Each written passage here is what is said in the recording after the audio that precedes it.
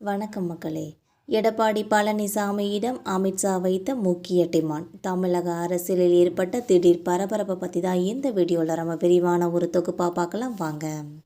சமீபத்தில் டெல்லி சென்ற அதிமுக பொதுச் செயலாளர் எடப்பாடி பழனிசாமி அவர்கள் மத்திய உள்துறை அமைச்சர் அமித்ஷாவை சந்தித்தது தமிழக அரசியலில் பெரும் விவாதத்தை ஏற்படுத்தியுள்ளது. இந்த சந்திப்பின் போது வரும் 2026 சட்டமன்ற தேர்தலுக்கான கூட்டணி குறித்து பேசப்பட்ட நிலையில் பாஜக தரப்பிலிருந்து சில அதிரடி நிபந்தனைகள் விதிக்கப்பட்டதாக தகவல்கள் கசிந்துள்ளன.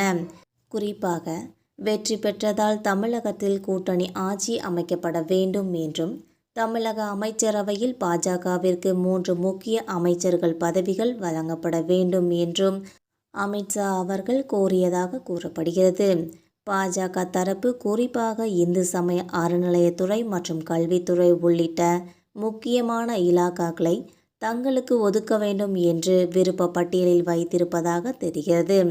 இருப்பினும் இந்த நிபந்தனைகளுக்கு எடப்பாடி பழனிசாமி அவர்கள் அந்த இடத்திலேயே எந்த பதிலும் அளிக்காமல் மௌனம் காத்ததாக விவரம் அறிந்த வட்டாரங்கள் தெரிவிக்கின்றன. அதிமுக தனது ஒற்றை தலைமை மற்றும் தனி பெரும்பான்மை கொள்கையில் உறுதியாக உள்ள இந்த நிலையில் டெல்லியின் இந்த டிமாண்ட் கூட்டணி பேச்சுவார்த்தையில் ஒரு புதிய திருப்பத்தை ஏற்படுத்தி உள்ளதனே சொல்லலாம்.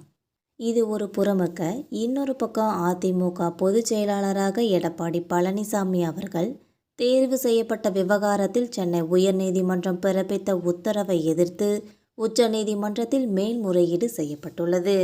இந்த மனு மீதான விசாரணை இன்று நடைபெறுகிறது. தேர்தல் பரபரப்பு தமிழகத்தில் ஏற்பட்டுள்ள இந்த நிலையில் இன்றைய தினம் நடக்கப்போகும் விசாரணை அதிமுக உள்ளிட்ட அரசியல் கட்சிகளிடம் கூடுதல் பரபரப்பை ஏற்படுத்தி வருகிறது. அதிமுகவின் பொதுக்குழு கூட்டம் கடந்த 2022ஆம் ஆண்டு ஜூலை 11ஆம் தேதி நடந்தது. இந்த கூட்டத்தில் பொதுச் செயலாளராக எடப்பாடி பழனிசாமி அவர்கள் தேர்வு செய்யப்பட்டார் என்பது குறிப்பிடத்தக்கது. பொதுச் செயலாளர் நியமன அறிவிப்பை எதிர்த்தும் இந்த பொதுக்குழு தீர்மானங்களை எதிர்த்தும் அதிமுக தொண்டர் என கூறி திண்டுக்கலைச் சேர்ந்த சூரியமூர்த்தி என்பவர் சென்னை உரிமையியல் நீதிமன்றத்தில் மனு தாக்கல் செய்திருந்தார்.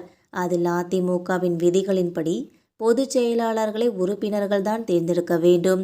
ஆனால் எடப்பாடி பழனிசாமி அவர்கள் அவ்வாறு தேர்ந்தெடுக்கப்படவில்லை என்றும் பொதுக்குழுவில் இயற்றப்பட்ட தீர்மானத்தின் அடிப்படையில் பொதுச் செயலாளராக தேர்வு செய்யப்பட்டுள்ளதால் அவரது தேர்வு செல்லாது என்று அறிவிக்க வேண்டும் என்று கேட்டுக்கொண்டிருந்தார் என்பது குறிப்பிடத்தக்கது. இனி இந்த வழக்குகளில் என்ன நடக்கும் என்று பொறுத்திருந்து பார்க்கலாம் மக்களே. நம்ம போகிற இந்த அரசியல் தகவல்கள் உங்களுக்கு பயனுள்ளதாக அமைஞ்சா மறக்காமல் நம்ம சேனலை சப்ஸ்கிரைப் பண்ணி பெல் ஐக்கனை கிளிக் பண்ணி வச்சுக்கோங்க. அப்போ தான் நம்ம போகிற டெய்லி வீடியோக்கள் உடனுக்குடன் நோட்டிஃபிகேஷனாக வந்து சேரும். தேங்க்யூ.